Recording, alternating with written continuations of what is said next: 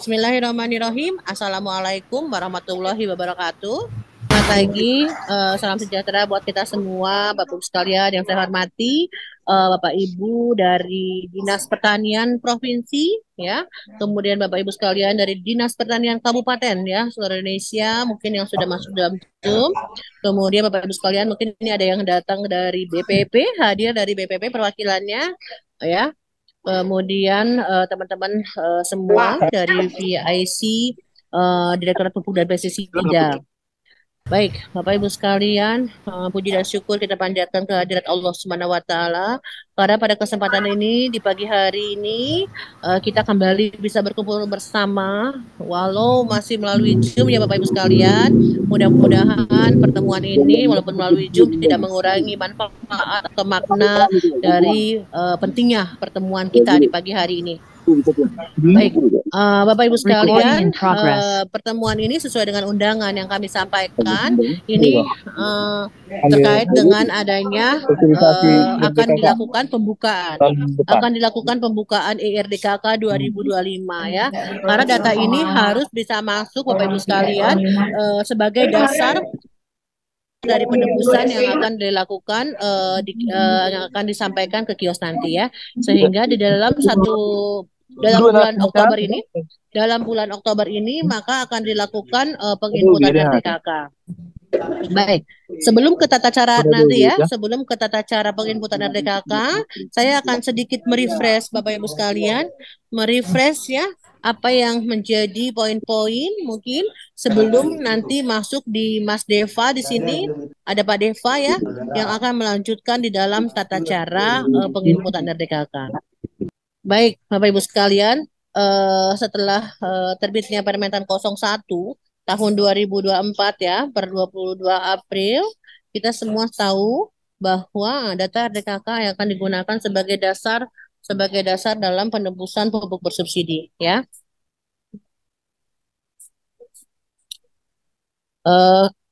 Lanjut ya. Kemudian di dalam ini masih sesuai ya Bapak Ibu sekalian, kriteria petani penerima pupuk bersubsidi ini adalah masih yaitu petani yang mengusahakan lahannya, yang menggarap lahannya maksimal 2 hektar. Kemudian masih juga dengan komoditas 9 komoditas ya. Masih sesuai dengan yang sebelumnya 9 komoditas. Kemudian yaitu untuk petani hortikultura yaitu cabai, bawang merah, bawang putih, ya, tanaman pangan, padi, jagung, kedelai, dan juga tanaman perkebunan yaitu hanya kopi, tebu, dan kakao. Kan? Kemudian, Bapak Ibu sekalian, jadi sesuai dengan bahwa untuk sarana budidaya pertanian dalam bentuk pupuk pemerintah pusat dan pemerintah daerah itu sesuai dengan kewenangannya dapat memberikan subsidi hanya kepada petani kecil. Jadi tolong pada saat nanti Bapak Ibu sekalian memverifikasi data untuk masuk ke dalam RDKK perlu diperhatikan hal-hal tersebut ya, sehingga apa yang menjadi sasaran kita akan sesuai dengan apa yang kita diamanatkan seperti itu ya. Karena itu kriteria petani berdasarkan komoditas yang diusahakan itu terdapat dalam Perpres 59, kemudian di dalam Kementan nomor 484 tahun 2020, serta Permentan 10 ya, dan Permentan 01 tahun 2024. Nah, itu sedikit gambaran bagaimana kriteria-kriteria petani yang akan diprioritaskan untuk mendapatkan pupuk bersubsidi. Seperti itu ya. Hal ini penting Bapak Ibu sekalian biar tidak salah pada saat Bapak Ibu sekalian akan menginput data petani sebagai data RDKK. Kemudian yang kedua Bapak Ibu sekalian, di dalam hal pendataan penerima pupuk bersubsidi. Nah, inilah bentuk verifikasi dari pendataan tersebut harus dijalankan, harus dilaksanakan ya. Yaitu dari mulai petani didampingi oleh penyuluh untuk menyusun RDKK ya. Kemudian data tersebut masuk ke tim admin. Data tersebut masuk ke tim admin untuk dapat diinput ke sistem ke dalam aplikasi RDKK. Nah, kemudian baru berjalan data tersebut, data yang sudah diinput diverifikasi. Diverifikasi ini dari mulai tingkat Korlu sampai disahkan oleh kepala dinas. Artinya ada proses verifikasi di mana dilakukan oleh Korlu Korlu pertama, kemudian oleh Kasih, kemudian di tingkat kabupaten ya, dari Kasih, Kabid, sampai kemudian disahkan oleh kepala dinas. Nah, data yang disahkan oleh kepala dinas inilah yang nanti menjadi data ERDK akan disampaikan ke kios sebagai dasar penebusan pupuk bersubsidi. Seperti itu. Nah, kemudian mengapa data RDKK ini yang akan jadikan dasar Bapak Ibu sekalian, dasar penebusan? Nah, ya, dasar penebusan di RDKK itu adalah di mana data inilah yang menjadi di kios sebagai dasar penebusan, ya, karena mungkin ini juga akan mempermudah di dalam apa mekanisme realokasi, kemudian diberikan kesempatan kepada petani bahwa petani itu dapat menebus sesuai dengan usulannya, ya, sesuai dosis rekomendasinya. Nah, jadi ya tolong hati-hati, hati-hati Bapak Ibu sekalian di dalam menginput nanti data RDKK sesuai dengan dosis rekomendasi. Jadi sesuai dengan dosisnya. Jadi diberikan kesempatan kepada para petani untuk dapat mendapatkan pupuknya atau menebus pupuknya sesuai dengan data RDKK-nya. Ya, ini tolong nanti Bapak Ibu sekalian pastikan bahwa sudah sesuai baik luas lahannya, dosis rekomendasinya sesuai dengan apa yang sudah disampaikan. Mungkin nanti nanti ada di ini ya, nanti ada di halaman depan pada saat Bapak Ibu sekalian membuka beranda dari RDKK. Nah, gitu. Jadi bisa dipastikan Bapak Ibu sekalian menginput itu adalah data usulan ya, bukan data yang sudah misalkan mungkin tahun 2023 kita pernah menggunakan data alokasi ya. Nah, itu sudah bukan. Nah, tapi sekarang adalah data usulan yang akan digunakan sebagai apa penebusan. Sehingga tolong Bapak Ibu sekalian di dalam nanti menginput memastikan bahwa data yang digunakan adalah merupakan data usulan petani, data yang diinput ya. Nah, kemudian pastikan luas lahannya pun sesuai. Kemudian dalam bentuk verifikasi di sini Korlu bisa memastikan bahwa petani-petani tersebut memang sudah tepat. Petani-petani tersebut memang benar yang harus mendapatkan apa prioritas kita untuk mendapatkan pupuk subsidi. Nah, verifikasi itu berjalan ya, tolong dilakukan verifikasinya sehingga data tersebut merupakan benar-benar data yang sudah terverifikasi dari Bapak Ibu sekalian, ya. Nah, kemudian lanjut. Dalam hal pendataan ERDKK dan penetapan alokasi Bapak Ibu sekalian, ya. Ini data RDKK tadi bisa akan digunakan sebagai pertimbangan di dalam apa kita menghitung dalam penetapan alokasi ya. Karena itu akan kita gunakan, ya. Nah, baik sesuai dengan Permentan 01 di mana di situ ada pasal 5, pasal 7, pasal 9 disampaikan bahwa ERDKK adalah ERDKK rencana dan definitif kebutuhan kelompok. Ini apa di dalam penetapannya berdasarkan ini. Nah, artinya kenapa data inilah yang menjadi dasar ya, sehingga Bapak Ibu sekalian mungkin bisa merefresh kembali, membuka kembali dalam Permentan 01 di pasal 5, 7 dan 9 seperti itu. Baik, nanti di dalam tingkat pusat kami mengeluarkan Kepmentan pasti akan berdasarkan atas dasar RDKK sebagai pertimbangan di dalam penetapan. Kemudian di kabupaten juga harus dipertimbangkan karena jangan sampai data penetapan alokasi itu melebihi dari data RDKK-nya, ya. Jadi data RDKK itu adalah data tertingginya. Nah, jadi pada saat Bapak Ibu sekalian nanti menetapkan SK alokasi, jangan melebihi RDKK-nya, berarti di bawah RDKK-nya. Silahkan, apakah nanti bentuknya proporsional terhadap RDKK-nya dan sebagainya, ya. Kemudian lanjut sedikit terkait dengan informasi beberapa hal ya terkait dengan RDKK 2025 ya. Nanti detailnya akan disampaikan oleh Pak Deva ya di sini. Nah, jadi beberapa informasi terkait dengan RDKK 2025 yaitu data itu merupakan usulan kebutuhan ya. Data itu berupa usulan kebutuhan pupuk bersubsidi. Nah, kemudian yang kedua, formatnya Bapak Ibu sekalian. Format uploadnya jangan lupa ya dalam bentuk Excel. Kemudian input sudah dibatasi oleh dosis rekomendasi. Nah, seperti yang kita ketahui bersama, kita udah tahu ya dari awal dari setiap tahun pastinya dosis itu menjadi batas maksimal. Ya, dosis menjadi batas maksimal di mana pada saat Bapak Ibu sekalian mengusulkan di bawahnya tetap akan masuk sesuai dengan Bapak usulkan. Tetapi apabila Bapak Ibu sekalian dosisnya melebihi dari dosis rekomendasi, maka akan terbatas oleh jumlah dosis yang ada di sistem. Ya, jadi di dalam sistem itu sudah dibatasi oleh data dosis per komoditas per kecamatan. Ya, nah kemudian dalam penginputan usulan kebutuhan dimulai dari admin kecamatan. Kemudian kabupaten memverifikasi, ya. Kemudian provinsi hanya sebagai laporan. Jadi itu terhimpunlah data tersebut, kemudian menjadi terlaporkan ke provinsi dan juga di pusat. Kami tingkat pusat bisa melihat rekapannya. Oh, dari kabupaten ini sekian, dari provinsi ini sekian, gitu ya. Kemudian yang kedua, yang kelima, yaitu tampilan data cetak. Nah, data cetak ini yang akan digunakan di kios ya, Bapak Ibu sekalian. Nah, seperti kita tahu semua, data cetak ini yang selalu Bapak Ibu sekalian sampaikan di kios pengecer. Ya, data usulan kebutuhan per petani.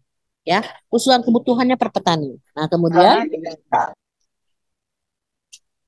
saya ingatkan kembali terkait dengan proses verifikasi.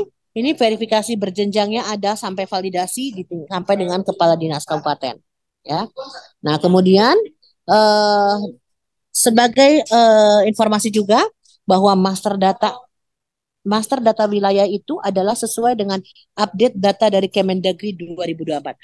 Jadi tolong Bapak Ibu sekalian nih, hal ini sering sekali terjadi di mana kode wilayahnya mungkin ada beberapa kode wilayah yang yang sudah atau belum masuk, dan tolong bantu pastikan bahwa kecamatan-kecamatan di wilayah Bapak Ibu sekalian itu sudah tercantum di RDKK. Ya, jangan sampai nanti ada beberapa kecamatan yang ternyata di dalam kode Kemendagri 2024 itu sudah ada, tapi belum masuk. Tolong kita saling cek bersama. Kalau memang masih belum ada, tolong segera sampaikan ke PIC Kementan sehingga dapat ditindaklanjuti. Ya, pastikan bahwa Bapak Ibu sekalian mengecek wilayahnya, kabupaten, kecamatannya itu sudah ada di dalam sistem RDKK dan itu sudah mendapatkan nanti usernya, ya. Kemudian, nah Bapak Ibu sekalian, seperti yang kita tahu bahwa data RDKK ini sudah atau bersumber terintegrasi dari Simluhtan, ya. Artinya untuk data yang divalidasi di sebelum tanggal 5 September akan divalidasi ulang ke Dukcapil, ya. Nah, ini akan divalidasi ulang ke Dukcapil. Bapak Ibu sekalian pastikan juga data yang RDKK yang diinput oleh Bapak Ibu sekalian itu sudah ada di Simultan, ya. Karena data RDKK itu semuanya bersumber dari Simultan. Beberapa beberapa fieldnya itu dari Simultan, sehingga pastikan bahwa petani-petani yang akan masuk ke RDKK itu sudah terdapat atau tercantum di dalam Simultan, sehingga tidak terkendala pada saat menginput ya, pada saat menginput gitu. Nah, kemudian lanjut. Ini ada beberapa poin Bapak Ibu sekalian sebelum kita masuk ke tata cara RDKK, di mana ada pengajuan usulan dan evaluasi RDKK 2025. Ya, yang pertama Bapak Ibu sekalian, pengajuan RDKK 2025 itu Tekmin 1. Jadi hanya terdapat menu pengajuan dengan mekanisme upload data format Excel. Ya. Jadi dalam RDKK itu kan sesuai dengan Permentan 01, sekarang kita ada ini ya. Pertama kita input yang sesuai dengan Tekmin 1. Jadi 1 tahun sekali yang sebelumnya. Namun sesuai dengan Permentan 01 kita kan diadakan di tahun berjalan nanti. Di tahun berjalan nanti itu ada 4 bulanan. Namanya periode 4 bulanan pembukaan RDKK. Ya. Nah, untuk menu-menunya ini berbeda. Kalau pada saat sekarang kita akan menginput ya, untuk pertama Tekmin 1 untuk 2025 itu disiapkan itu hanya menu upload. Ya nggak? Bapak Ibu sekalian pasti udah tahu ya. Nah, itu adalah menu upload. Kemudian pada saat 4 bulanan di tahun berjalan, periode evaluasi, pembaruan, update, itu ada menu namanya untuk menu pengajuan untuk upload NIK baru yang sebelumnya belum masuk, ya. Dan juga ada tambahan luas tanam seperti yang Bapak Ibu lakukan dalam tahun 2024 ini, ya. Di 2025 pun kita masih bisa nanti mengevaluasi periode 4 bulanan. Nah, kemudian yang kedua adalah data yang sudah, ya, data untuk yang pengajuan RDKK 2025 Tekmin 1 itu yang sekarang Bapak Ibu sekalian akan lakukan, itu data yang sudah disetujui kepala dinas, ya, sudah tidak bisa ditolak atau dihapus atau diperbaiki. Jadi pastikan dulu nih data itu sudah benar semua. Pastikan Bapak Ibu sekalian data yang sudah terinput, terverifikasi dengan benar, itu sudah benar dulu baru disahkan oleh kepala dinas. Ya, karena hal tadi kalau sudah disetujui Allah disahkan oleh kepala dinas maka tidak bisa ditolak atau dihapus ataupun diperbaiki. Nah, sedangkan nanti pada saat pembaruan masih terdapat menu update pengajuan yang existing sudah setuju kepala dinas untuk menambahkan volumenya pupuknya. Nah, yang tanpa verifikasi, persetujuan berjenjang, jadi tidak perlu verifikasi, tidak perlu persetujuan, itu beda, ya. Kalau menu-menu yang di kolom Bapak Ibu sekalian nanti diperhatikan ya, bahannya evaluasi untuk pada masa evaluasi RDKK 2025 pada periode 4 bulanan ini apa beda lagi menunya. Nanti ada menu update. Nah, jadi sekarang Bapak Ibu sekalian pastikan dulu Bapak Ibu sekalian memperhatikan di poin-poin yang ada di kolom pengajuan RDKK 2025 Temin 1. Karena inilah yang akan Bapak Ibu sekalian laksanakan di bulan Oktober ini. Ya, pastikan Bapak Ibu sekalian eh, bahwa data-data petani di wilayah Bapak Ibu sekalian bisa terinput semuanya, ya, sehingga pada saat Januari semua tidak terkendala. Semua tidak ada yang mensuarakan bahwa bergejolak di lapangan bahwa RDKK-nya enggak ada, tidak masuk RDKK-nya, gitu ya. Nah, hal itu. Jadi hal itu Bapak Ibu sekalian perlu kita perhatikan sama-sama. Tolong saling mengingatkan, saling diingatkan dari provinsi ingatkan kabupatennya, dari kabupaten diingatkan ke kecamatannya. Hal itu dipastikan tidak bergejolak di bulan Januari bahwa tidak ada yang dapat RDKK. Karena harus menunggu periode tadi 4 bulanan bahwa Bapak Ibu sekalian masih untuk tinggal ketinggalan. Nah, jadi baliknya dari awal itu kita sudah bisa eh, apa me- mendata, menginput semua petani-petani yang memang ada di wilayah ini, di wilayah Bapak Ibu sekalian, pastikan sudah terinput. Kemudian, saya ingatkan sekali lagi sebelum masuk ke tata cara, pastikan Bapak Ibu sekalian sebelum akhir dari masa periode pembukaan ADKK Tekmin 1 ini, pastikan Bapak Ibu sekalian sudah menyelesaikan proses verifikasi sampai pengesahan kepala dinas. Karena data yang kami anggap bisa sebagai dasar penembusan adalah data yang memang sudah disahkan oleh kepala dinas. Seperti itu. Ya, mungkin itu Bapak Ibu sekalian sedikit merefresh dulu sebelum kita masuk ke dalam tata cara penginputan, ya. Saya rasa Bapak Ibu sekalian mungkin sudah banyak lebih memahami, tapi mungkin lebih memperdalam lagi, lebih memahami lagi karena mungkin tidak semua juga tim admin di sini dari kecamatan mengikuti. Artinya tugas Bapak Ibu sekalian yang akan meneruskan ke memberikan TOT kepada Bapak Ibu di kecamatan, admin kecamatan, sehingga memastikan bahwa data RDKK 2025 bisa terinput dengan sesuai dengan harapan. Seperti itu. Baik, saya cukupkan sekian pembuka dan juga sedikit gambaran dari saya. Eh, Nanti akan dilanjutkan oleh Pak Deva, ya. Di sini ada Pak Deva eh, terkait dengan tata cara dalam mekanisme. Ini hanya mungkin merefresh sedikit ya, mendetilkan lagi. Barangkali ada tim dari kecamatan atau kabupaten yang baru, sehingga ada yang perlu ditanyakan. Jangan sampai nanti eh, diam tapi tidak mengerti ya. Tolong gunakan waktu untuk komunikasi, diskusi dan juga koordinasi. Silahkan kami membuka ruang untuk itu sehingga Bapak Ibu sekalian tidak ada hal terkendala dalam proses penginputan RDKK ini. Baik, terima kasih. Wassalamualaikum warahmatullahi wabarakatuh. Mungkin eh, selanjutnya kita berikan waktu ke Mas Deva ya untuk menyampaikan tata cara. Pak Deva silakan menyampaikan terkait dengan apa tata cara mekanisme RDKK, merefresh kembali. Mungkin Bapak Ibu sekalian ada yang lupa dan sebagainya ya. Itu silakan dapat diikuti Bapak Ibu sekalian sehingga nanti tidak ada kendala-kendala lagi. Nah, baik untuk waktu dan tempat kami persilahkan. Mas Deva silakan. Ya, baik Bapak Ibu, izin Bu Enci, saya melanjutkan pemaparan mengenai sosialisasi RDKK 2025 pada hari ini. Mungkin sebelumnya ada Bapak Ibu yang sudah bertahun-tahun menjadi admin RDKK maupun tim pembina di tingkat provinsi maupun kabupaten kota, maupun ada yang baru bergabung di tahun ini. Mohon perhatiannya Bapak Ibu untuk bisa disimak secara bersama-sama tata cara mengenai pendataan RDKK tahun 2025.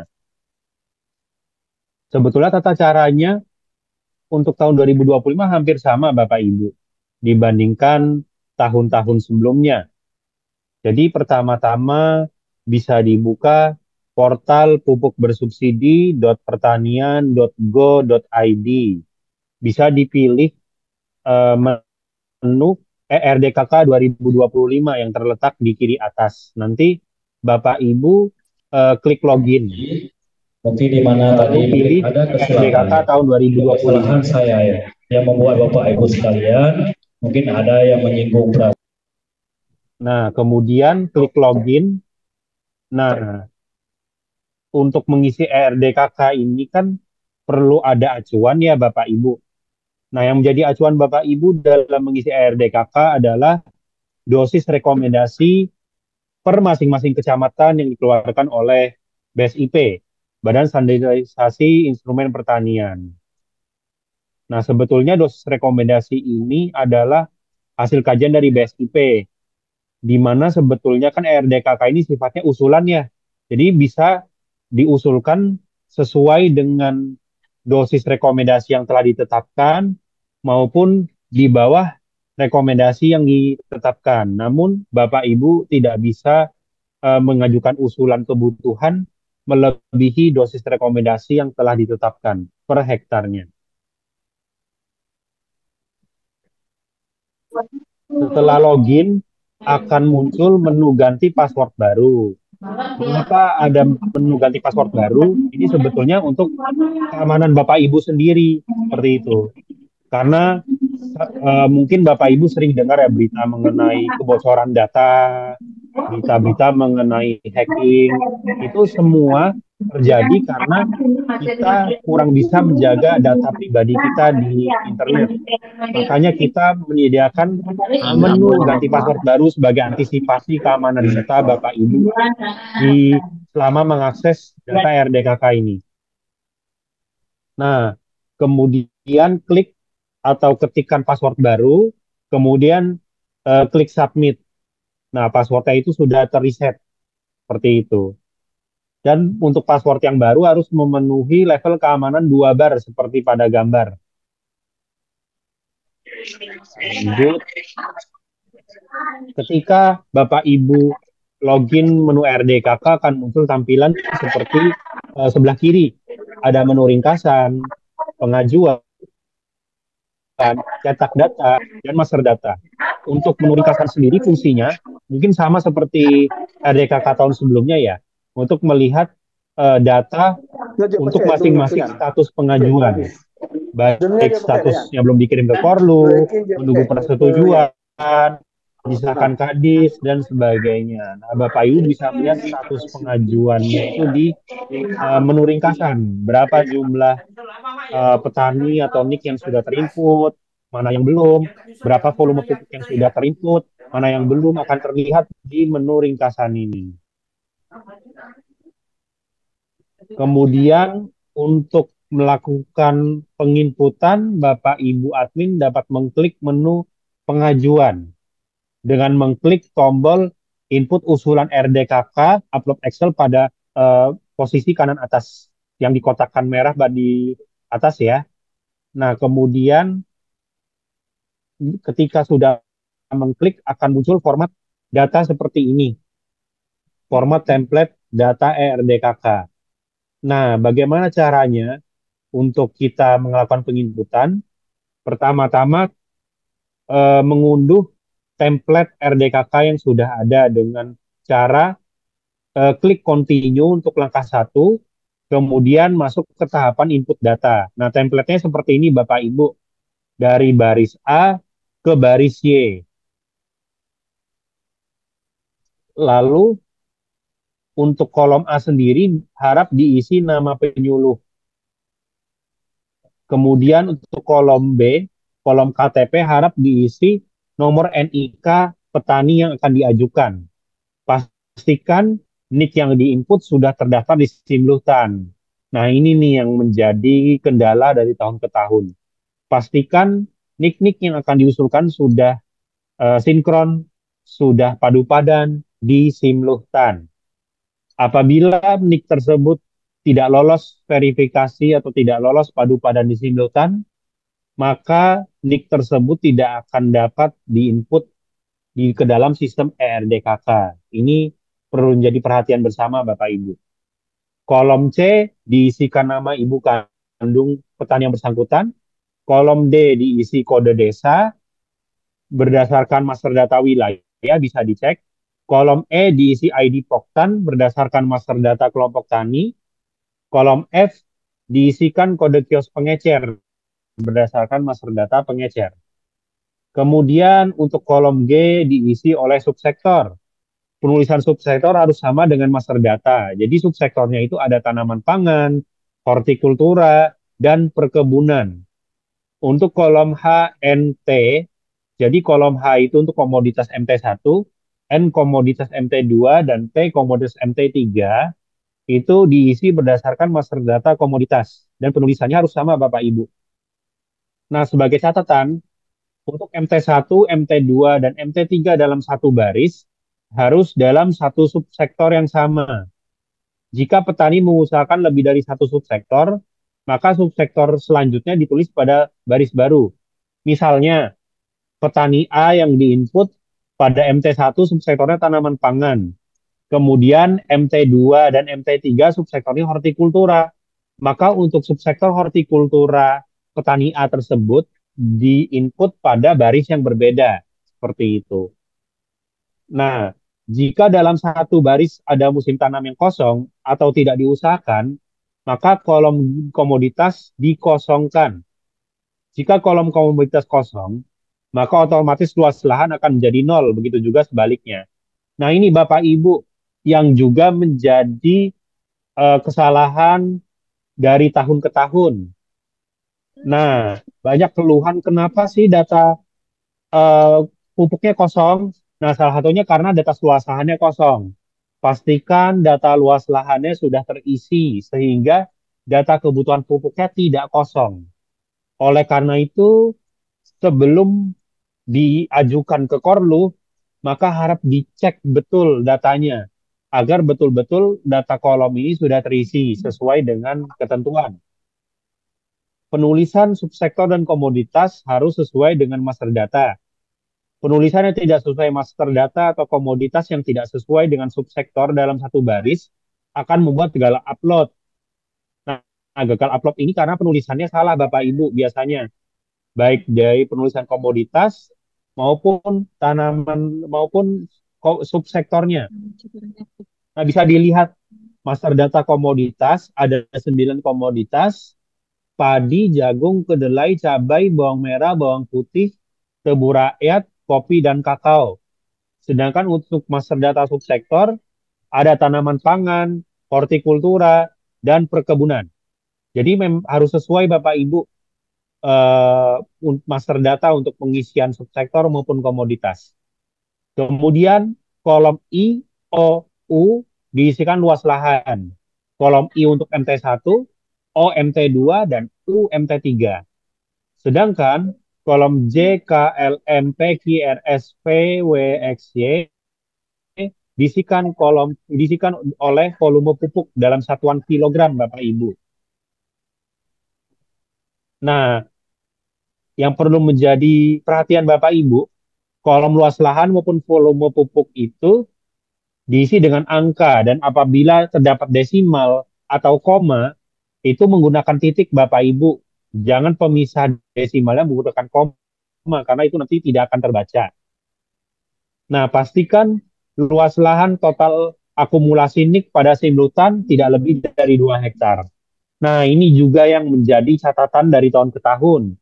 Jadi banyak gagal upload itu terjadi karena luas lahan di simultannya telah melebihi 2 hektar. Jadi perlu dicek juga di simultannya. Apakah petani yang bersangkutan itu memang sudah dilakukan penginputan atau belum?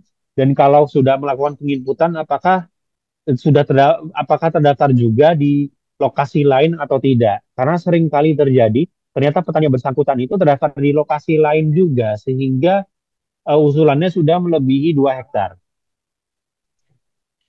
Dan luas akumulasi lahan ini menjadi batas maksimal pada pengajuan RDKK. Dan sekali lagi, batas atas volume pupuk yang diusulkan adalah dosis rekomendasi komoditas tingkat kecamatan. Nah, kemudian setelah diisikan datanya sesuai pada template, dilakukan upload data dengan mengklik continue. Nah, perhatikan langkah input data. Jika sudah dibaca semua, maka klik continue, lalu unggah atau upload file template yang sudah diisi dalam format Excel tadi, format CSV. Klik choose file untuk memilih file, lalu klik submit untuk melakukan pengajuan data ke Korlu. Pastikan sebelum melakukan penguploadan atau pengunggahan, data sudah padu padan dengan simultan. Dan pastikan data yang Bapak Ibu isi itu sudah sesuai dengan data yang ada di lapangan. Jangan sampai ketika sudah di Korlu, apalagi sudah di tingkat disahkan Kadis, datanya masih salah-salah. Karena ketika sudah di level pengesahan Kadis, datanya itu sudah tidak dapat lagi untuk diperbaiki atau diedit atau dihapus. Nah, ini langkah-langkahnya sudah saya jelaskan tadi untuk penguploadan. Nah, apabila file Excel tadi berhasil diupload, maka akan tertera tulisan jumlah baris data yang berhasil tervalidasi dan terupload dengan kotak warna hijau. Namun apabila datanya ini gagal upload, maka akan ada keterangan jumlah baris data yang gagal tervalidasi, beserta nanti akan terdownload otomatis data yang gagal tadi untuk diperbaiki oleh Bapak Ibu admin. Biasanya di Excel yang sudah terdownload itu akan ada keterangannya, kesalahan uploadnya karena apa, seperti itu. Nah, Bapak Ibu, kemudian kita masuk ke menu persetujuan berjenjang. Menu persetujuan ini ada di user Korlu, user Kasih, user Kabit, hingga user Kepala Dinas. Nah, di menu persetujuan ini hanya ada 2 menu, yaitu menu ringkasan dan menu persetujuan. Kalau menu ringkasan sama Bapak Ibu dengan yang ada di user admin kecamatan. Tapi untuk menu persetujuan ini sedikit berbeda Bapak Ibu. Jadi nanti akan muncul data-data mana saja yang sudah diusulkan oleh teman-teman di kecamatan di menu persetujuan. Nah, bagaimana kita menyetujui data-data tersebut atau menolak data tersebut? Pertama, klik menu persetujuan. Kedua, klik setuju atau setujui semua pengajuan untuk mengirimkan data ke jenjang selanjutnya. Namun, apabila Bapak Ibu ingin menolak, klik tolak atau tolak semua pengajuan untuk menolak dan mengambil data ke jenjang ke jenjang sebelumnya. Jadi apabila Bapak Ibu menolak, maka datanya akan kembali ke jenjang sebelumnya. Misalnya Bapak Ibu user Korlu, terus kemudian menolak data, maka data itu akan kembali ke user admin kecamatan. Begitupun ketika di user kasih, datanya akan kembali ke Korlu, seperti itu. Dan seterusnya. Nah, sebelum disetujui, pastikan data yang akan dikirim sudah benar. Dan saat akan melakukan penolakan, sertakan juga alasan penolakannya Bapak Ibu bagi user Korlu, kasih, kabit, maupun kadis. Nah, sekian pemaparan dari kami. Semoga bermanfaat bagi pendataan ERDKK ke depannya. Wassalamualaikum warahmatullahi wabarakatuh.